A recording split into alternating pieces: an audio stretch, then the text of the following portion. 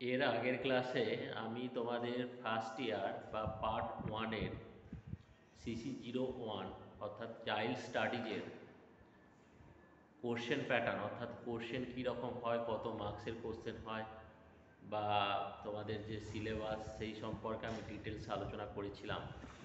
তাই আমি আজকে আর ডিটেলসে আলোচনা করছি না কোশ্চেন প্যাটার্ন বা সিলেবাস সম্পর্কে। অনেকেই যারা আগের দিন ছিলে না তারা একটু সিলেবাসটা দেখে নিও।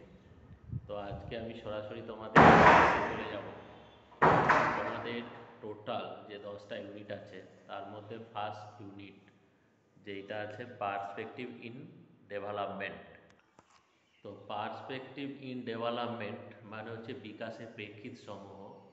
অর্থাৎ শিশুকে বুঝতে গেলে আমাদের প্রথমে জানা প্রয়োজন হচ্ছে শিশুর ডেভেলপমেন্ট বা বিকাশ। তো তাহলে বিকাশ কাকে বলে আমাদের অ্যাট ফার্স্ট জানতে হবে। কিন্তু আমার মনে হয় বিকাশ কাকে বলে জানার আগে বৃদ্ধি কাকে বলে সেটা জানা অত্যন্ত প্রয়োজন।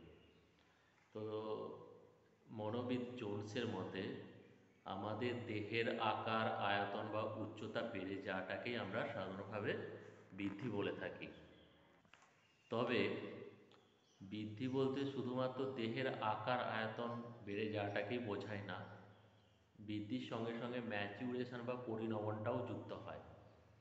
তো পরিণমনটা কি? তো পরিণমনটা হলো মানে কোনো কিছু কাজ করার স্তরে উপনীত হওয়াটাকেই পরিণমন বলে। যেমন আমাদের জন্মের পর থেকে আহ, আমরা যখন হাঁটতে শিখি আমাদের পায়ের মাংস শক্ত হয়, পায়ের পেশি আয়তনে বাড়ে, কিছু ধরার জন্য হাতের পেশি বাড়ে। তো এইভাবে পা, হাত, বিভিন্ন অঙ্গ প্রত্যঙ্গর যে দৈর্ঘ্য আহ, বা বৃদ্ধি পাওয়া বা পেশি শক্তির যে সবল বা বিকশিত হওয়া, সেইটা হচ্ছে পরিণমন। অর্থাৎ কোনো কিছু কাজ করার স্তরে উপনীত হওয়াটাকেই পরিণমন বা ম্যাচুরেশন বলে। তো তাই আমি এই জন্যই বললাম যে বৃদ্ধির সঙ্গে সঙ্গে পরিণমন কথাটাও যুক্ত হয়, কারণ বৃদ্ধি বলতে যেমন দেহের আকার, আয়তন বা ওজন বেড়ে যায়, দেহের বিভিন্ন অঙ্গ প্রত্যঙ্গের আয়তন বেড়ে যায় বা পরিণতি প্রাপ্তি হয়, তার সঙ্গে সঙ্গে আমরা কোনো কিছু কাজ করার স্টেজে চলে যাই, অর্থাৎ কোনো কিছু কাজ করার স্তরে উপনীত হওয়াটাকে পরিণমন বলে। তো এই জন্য বৃদ্ধির সঙ্গে পরিণমনের একটা গভীর সম্পর্ক আছে। তো কাজেই বৃদ্ধি হলো যে দেহের আকার, আয়তন বা ওজন বেড়ে যাওয়াটাই হচ্ছে বৃদ্ধি। বৃদ্ধির সাথে সাথে বিকাশ কাকে বলে সেইটাও আমাদের জানা প্রয়োজন, কারণ বৃদ্ধি এবং বিকাশ যেহেতু আমাদের পাশাপাশি পড়তে হচ্ছে, বা দুটোর মধ্যে কি পার্থক্য বা কি সম্পর্ক, তার জন্য বৃদ্ধি কাকে বলে তার সঙ্গে সঙ্গে আমি বিকাশ কাকে বলে সেইটাও বলছি। যে বিকাশ হচ্ছে প্রাণীর মধ্যে একটা ক্রম পরিবর্তন, যেটা কেবলমাত্র শারীরিক পরিবর্তনে সীমাবদ্ধ থাকে না, মানে যেটা বলেছে ক্রিয়াগত পরিবর্তন, যার হচ্ছে একমাত্র শর্ত হতে পারে। যেমন কোনো কিছু করার ক্ষমতা অর্জন করা এবং কোনো কিছু কাজটা আমরা যখন সাকসেসফুলিভাবে করতে পারছি, অর্থাৎ কোনো কিছু কাজ যখন আমরা সম্পূর্ণ করতে পারছি নির্ভুলভাবে, সেইটাই হচ্ছে বিকাশ। তো বৃদ্ধি কাকে বলে এবং বিকাশ কাকে বলে হলো, এবার এর সাথে সাথে বৃদ্ধির কিছু বৈশিষ্ট্য বা বৃদ্ধির কিছু নীতি আছে সেইগুলো আলোচনা করি। যেমন বৃদ্ধি হচ্ছে আমরা বলি যে পরিবেশ এবং বংশধারার মিথস্ক্রিয়ার ফল। তো এইটাও হচ্ছে কিছু কিছু মনোবিদ আবার মনে করে যে বৃদ্ধির উপর পরিবেশের প্রভাব অনেক বেশি, আবার কোনো কোনো মনোবিদ মনে করেন যে বৃদ্ধির উপর বংশধারার প্রভাব সবথেকে বেশি থাকে। তবে অধিকাংশ মনোবিদরাই মনে করে যে বৃদ্ধির উপর বংশধারা এবং পরিবেশ দুটোরই একটা মিথস্ক্রিয়া ঘটে, এই দুটো মিথস্ক্রিয়ার ফলেই বৃদ্ধি ঘটে। তো 2 নম্বর বৈশিষ্ট্য বা নীতি হচ্ছে বয়স অনুযায়ী বৃদ্ধির হার। তো দেখো বিভিন্ন বয়স অনুযায়ী বৃদ্ধির হারের মধ্যে একটা পার্থক্য দেখা যায়। তো যেমন বলা হয় যে জন্ম থেকে 2 বছর পর্যন্ত বৃদ্ধির হারটা নাকি অধিক হয়, দ্রুত হয়। আবার 2 বা আড়াই বছর থেকে বয়স সন্ধিক্ষণের মোটামুটি 2 বছর আগে পর্যন্ত বৃদ্ধির হারটা কিছুটা কম হয়। আবার বয়স সন্ধিকালীন যে সময়টা সেই সময় বৃদ্ধির হার সর্বাধিক হয়, আবার বয়ঃসন্ধিকালের পর থেকে বৃদ্ধির হারটা আস্তে আস্তে কমে যায়। 3 নম্বর বৈশিষ্ট্য হচ্ছে বৃদ্ধি ও অনুশীলন। দেখো, বৃদ্ধি আর অনুশীলনের সঙ্গে যে সম্পর্ক, সেটা হচ্ছে একাধিক পরীক্ষায় প্রমাণিত হয়েছে যে এর সঙ্গে একটা পজিটিভ বা ধনাত্মক সম্পর্ক আছে। কারণ জন্মগ্রহণের পরপর যদি শিশুকে হাঁটতে শেখানো হয় তাহলে সে দ্রুত হাঁটতে পারে, কথা বলতে শেখানো হলে সে দ্রুত কথা বলতে পারে। অর্থাৎ বৃদ্ধির সঙ্গে যে অনুশীলনের সম্পর্ক আছে সেইটা শিক্ষককে শ্রেণীকক্ষে শিক্ষার্থীদের সামনে উপস্থাপন করতে হবে বা শিক্ষার্থীদের বিভিন্ন কর্মকাণ্ডের মাধ্যমে বিষয়টা উপস্থাপন করতে হবে। 4 নম্বর হচ্ছে বৃদ্ধির হারের মধ্যে তারতম্য দেখা যায়। হ্যাঁ, দেখা যায় যে যদি বৃদ্ধির হার সকলের সমান হতো তাহলে আমাদের কেউ হাইটে খুব বেশি, কেউ মিডিয়াম বা কেউ শর্ট হাইট হতো না, সবার মধ্যে ইকুয়াল উচ্চতার মানুষ দেখতে পাওয়া যেত।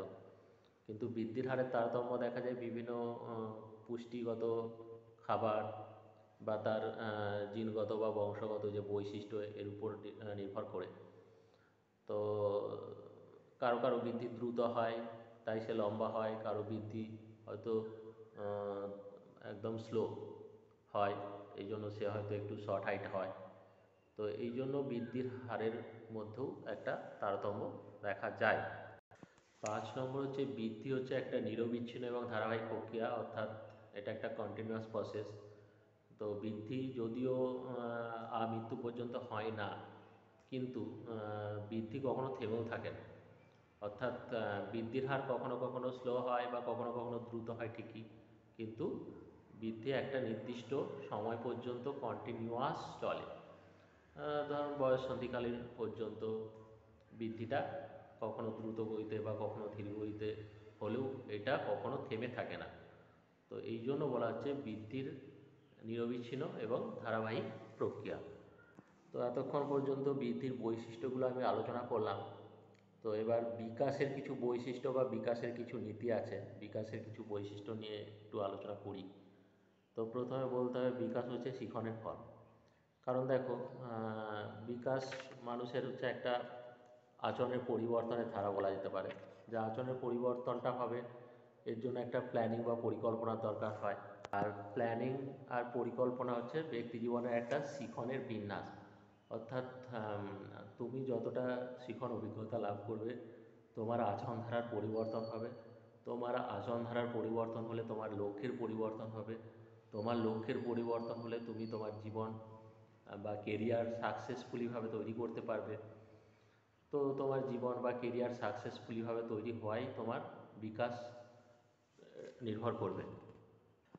তাই বলা হচ্ছে যে বিকাশ শিখনের ফল, অর্থাৎ পরিবেশের মিথস্ক্রিয়ার ফলেই মানুষের বিকাশ ঘটে। তারপর হচ্ছে বিকাশ একটা হচ্ছে সংশ্লেষণধর্মী প্রসেস। সংশ্লেষণধর্মী প্রসেস বলতে এখানে বিভিন্ন ক্ষেত্র থেকে আমরা যে শিখন অভিজ্ঞতা লাভ করি তার ফলে আমাদের বিকাশ ঘটে। এই জন্য বিকাশ হচ্ছে একটা সংশ্লেষণধর্মী প্রসেস। আমরা আমাদের বাড়ির পরিবেশ, আমাদের রাস্তাঘাটের পরিবেশ, আমাদের সামাজিক যে পরিবেশ, বিভিন্ন media, electronic media, print media, আমরা বিভিন্ন মানুষজনের থেকে সবসময় কিছু না কিছু শিখতে পারি বা শিখন অভিজ্ঞতা লাভ করতে পারি।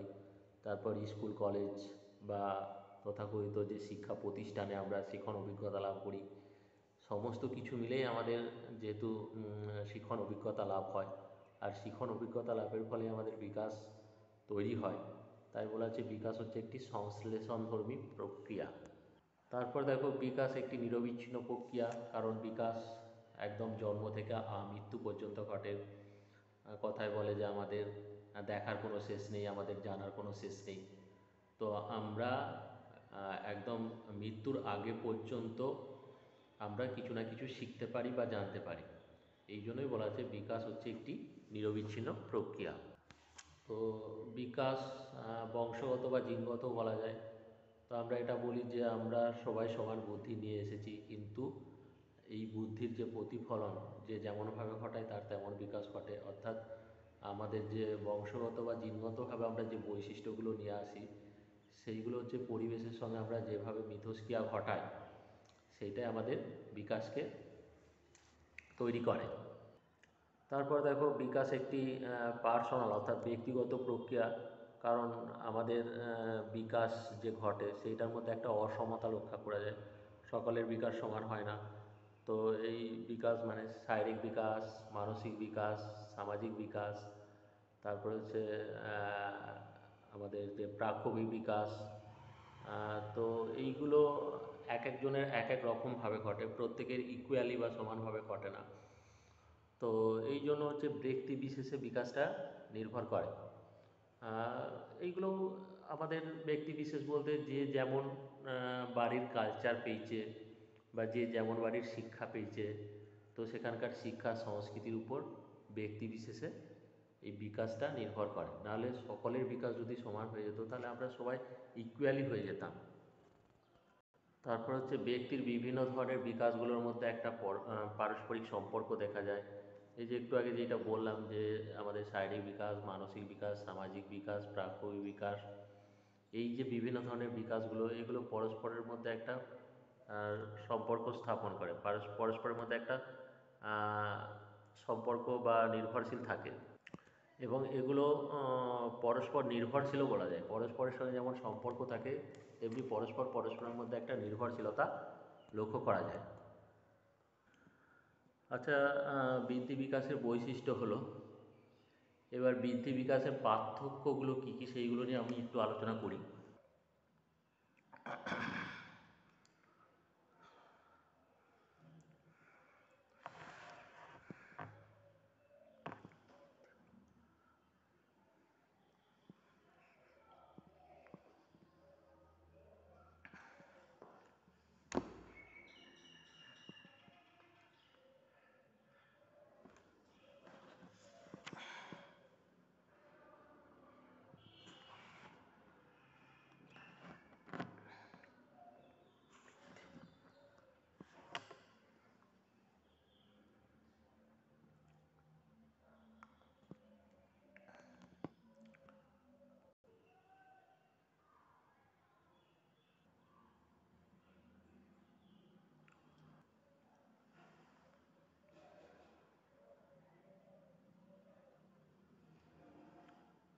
5 নম্বর পার্থক্য বলা যেতে পারে যে বৃদ্ধি একটা কারণ, কিন্তু বিকাশটা হচ্ছে তার রেজাল্ট বা ফল। তারপর হচ্ছে আরেকটা পার্থক্য বলা যেতে পারে যে বৃদ্ধির ধারণাটা কেবলমাত্র দৈহিক, অর্থাৎ আমাদের দৈহিক বা শারীরিক এই যে বৈশিষ্ট্য, এর মধ্যে একটা সীমাবদ্ধ থাকে, কিন্তু বিকাশটা হচ্ছে সম্মিলিত। এই জন্য বিকাশকে সংশ্লেষণ ধর্মী বলা হয়, অর্থাৎ বিকাশ শারীরিক, মানসিক, প্রাত্যবিক, দৈহিক, আহ, এই সমস্ত কিছুর একটা সম্মিলিত ফল বলা যায়। তারপর বলা হয় হচ্ছে বৃদ্ধি স্বতঃস্ফূর্ত।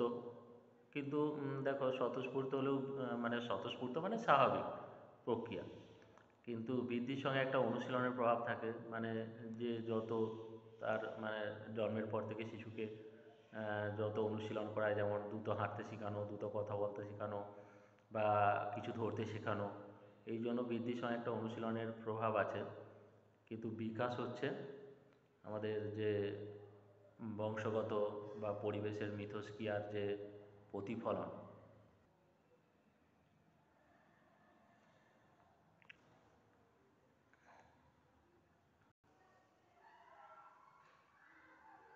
তাহলে আজ এই পর্যন্তই থাক। মোটামুটি আজকে আলোচনা হলো বৃদ্ধি কাকে বলে, বিকাশ কাকে বলে, পরিণমন কাকে বলে, বৃদ্ধির বৈশিষ্ট্য বা বিকাশের বৈশিষ্ট্য এবং বৃদ্ধি বিকাশের পার্থক্য।